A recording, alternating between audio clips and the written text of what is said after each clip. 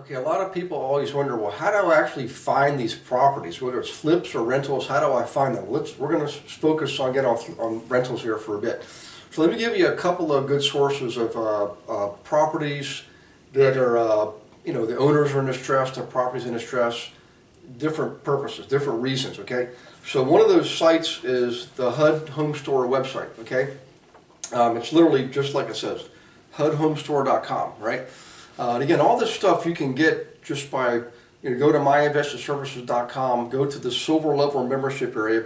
Most of us are silver level members. If you're not, you should probably be one. And they're all on there. And I used to sell properties for HUD. As a broker, I sold bunches of them, thousands of them in fact, okay?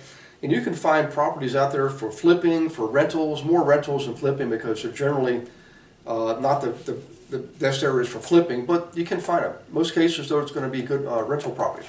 HUDHomestore.com. Another one is Homesteads. Okay, that's your Fannie Mae stuff. Again, the links out there. You go in there, you can search all the properties by state, zip code, county, town, what have you, and get properties there. Another one is VRM. That's your VA properties. Okay, and the cool thing about VA properties, if the ones that are not, these are ones that are already been taken back in foreclosure. But prior to that, you can still assume VA mortgages. People think you can't assume mortgages anymore. That's not true. You can assume VA mortgages, and also a lot of variable rate mortgages are also assumable. Okay, but in any case, I sold a lot of these properties too, and bought a lot myself, by the way, hundreds of them. Okay, those are three good sources there, public sources for where the mortgages are basically backed by or insured by the federal government in some way, shape, or form. Fannie Mae is like a quasi-government entity. But in any case, you can also go to your public records. Okay, these are county court records that show you, in this case, these are foreclosure properties, okay? And it's public information. You can find it out there, okay? By the way, public records doesn't just have to be foreclosures. People who are going through a foreclosure, you might want to write this down: foreclosure, bankruptcy, probate, which is decedents, divorce. Okay, that's a big one right there. Remember, half marriages end in divorce. Let's see, landlord-tenant cases, particularly if you're looking for rentals like me. This is what this was all about, of course, in this series of videos. Is I'll go out there and look at all the landlord-tenant cases. I mean, first I'll use what I showed you in the last video to narrow things down to the right area, right?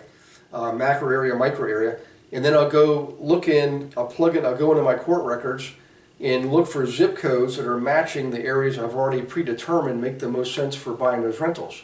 And then I'll identify and contact the owners of those properties in those areas, okay? So again, VA, Fannie Mae, HUD, and of course your county public records. In the trainer program, if you're in the program, obviously we show you how to actually identify and locate those records. It's every county can be different. In the U.S. alone, there's 3,144 counties. Okay, there's a lot of them in Canada too. In Canada, again, we do the same thing. There's other sources of data that we use, which I'll go over in a separate video. Okay, so in any case, that should help you a lot. Narrow things down dramatically, so you know how to look at the areas. Now you know identify and find specific properties in those areas. And now all you gotta do is contact those people, and I'll show you how to do that in a separate video. All right, we'll see you next time. Meantime, take care. God bless.